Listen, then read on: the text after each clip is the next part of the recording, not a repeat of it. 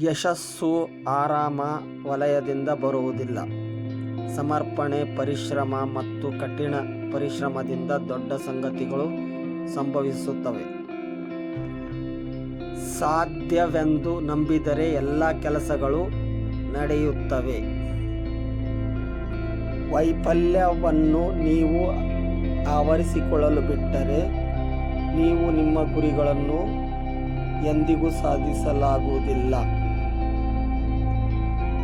ನಿಧಾನವಾಗಿ ಮುಂದೆ ಹೋದರೂ ಪರವಾಗಿಲ್ಲ, ಹೆಜ್ಜೆ ಹಿಂದಿಡಬೇಡ. ಮನುಷ್ಯ ಮುಹೂರ್ತ ಇಲ್ಲದೆ ಹುಟ್ಟುತ್ತಾನೆ ಮತ್ತು ಮುಹೂರ್ತ ಇಲ್ಲದೆ ಸಾಯುತ್ತಾನೆ. ಆದರೂ ಕೂಡ ಜೀವನ ಪರ್ಯಂತ ಶುಭ ಮುಹೂರ್ತದ ಹಿಂದೆ ಓಡುತ್ತಾ ಇರುತ್ತಾನೆ.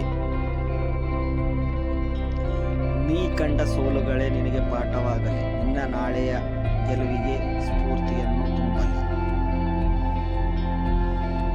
ನೀವು ಎಲ್ಲಿಂದ ಬಂದಿದ್ದೀರಿ ಎಂದು ಜಗತ್ತು ನಿಮ್ಮನ್ನು ಕೇಳುವುದಿಲ್ಲ, ನೀವು ಎಲ್ಲಿಗೆ ಹೋಗುತ್ತಿದ್ದೀರಿ ಎಂಬುದು ಮುಖ್ಯವಾಗಿದೆ.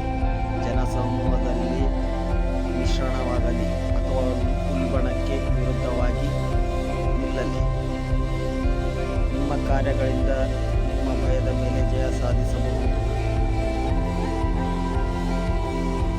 ನೀವು ನಿಮ್ಮ ಭವಿಷ್ಯವನ್ನು ಬದಲಾಯಿಸಲು ಸಾಧ್ಯವಿಲ್ಲ, ಆದರೆ ನಿಮ್ಮ ಅಭ್ಯಾಸಗಳನ್ನು ಬದಲಾಯಿಸುವ ಅವಕಾಶ ನಿಮಗಿದೆ ಮತ್ತು ನಿಮ್ಮ ಅಭ್ಯಾಸಗಳು ಖಂಡಿತ ನಿಮ್ಮ ಭವಿಷ್ಯವನ್ನು ಬದಲಾಯಿಸುತ್ತವೆ. ನೀವು ಜನರನ್ನು ಪ್ರೇರೇಪಿಸಲು ಸಾಧ್ಯವಾಗದಿದ್ದರೆ ಕನಿಷ್ಠ ಅವರನ್ನು ನಿರುತ್ಸಾಹಗೊಳಿಸಬೇಡಿ.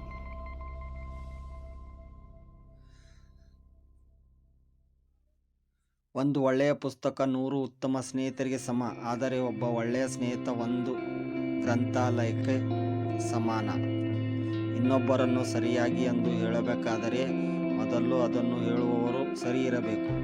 ಅವರು ಸರಿ ಇದ್ದರೆ ಮಾತ್ರ ಬೇರೆಯವರ ಅರ್ಹತೆ ಬಗ್ಗೆ ಮಾತನಾಡುವ ಯೋಗ್ಯತೆ ಇರುತ್ತದೆ.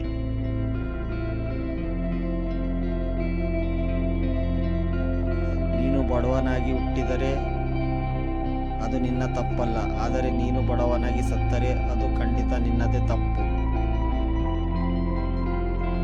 ನೀವು ಕೌಶಲ್ಯವನ್ನು ಕಲಿತು ಅದನ್ನು ಪ್ರಯೋಜಿಸದೇ ಇದ್ದರೆ ಅದು ನಿಷ್ಪ್ರಯೋಜಕ.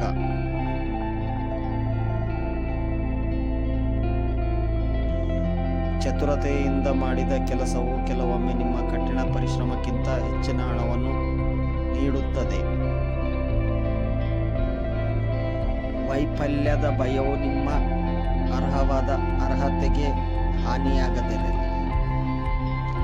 ಜೀವನ ಎಂಬುದು ಸೈಕಲ್ ಸವಾರಿ ಇದ್ದಂತೆ. ಸಮತೋಲನವನ್ನು ಕಾಯ್ದುಕೊಳ್ಳಲು ನಾವು ಚಲಿಸುತ್ತಲೇ ಇರಬೇಕು. ಕೆಲವು ಸ್ನೇಹಿತರು ತಮ್ಮ ಒಂದೆರಡು ದಿನಗಳ ಸಂತೋಷಕ್ಕಾಗಿ ಇತರರ ಇಡೀ ಜೀವನದ ಸಂತೋಷವನ್ನು ಹಾಳು ಮಾಡಿಬಿಡುತ್ತಾರೆ.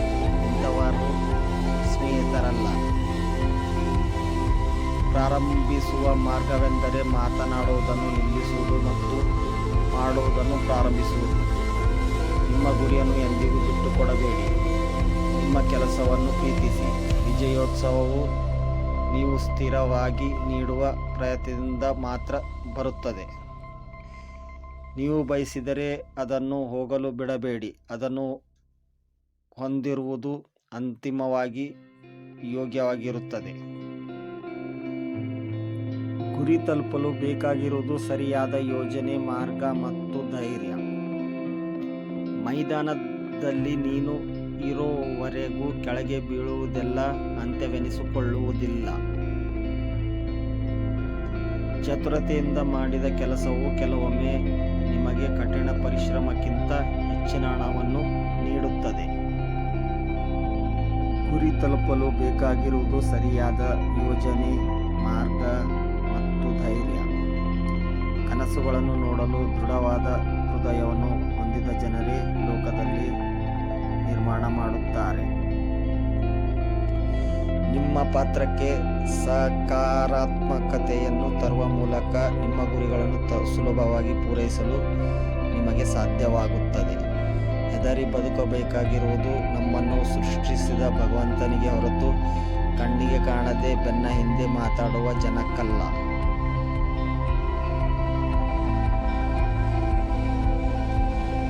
ಗುರಿಯನ್ನು ಎಂದಿಗೂ ಬಿಟ್ಟುಕೊಡಬೇಡಿ. ನಿಮ್ಮ ಕೆಲಸವನ್ನು ಪ್ರೀತಿಸಿ. ವಿಜಯೋತ್ಸವವು ನಿಮ್ಮ ಸ್ಥಿರವಾಗಿ ನೀವು ನೀಡುವ ಪ್ರಯತ್ನದಿಂದ ಮಾತ್ರ ಬರುತ್ತದೆ.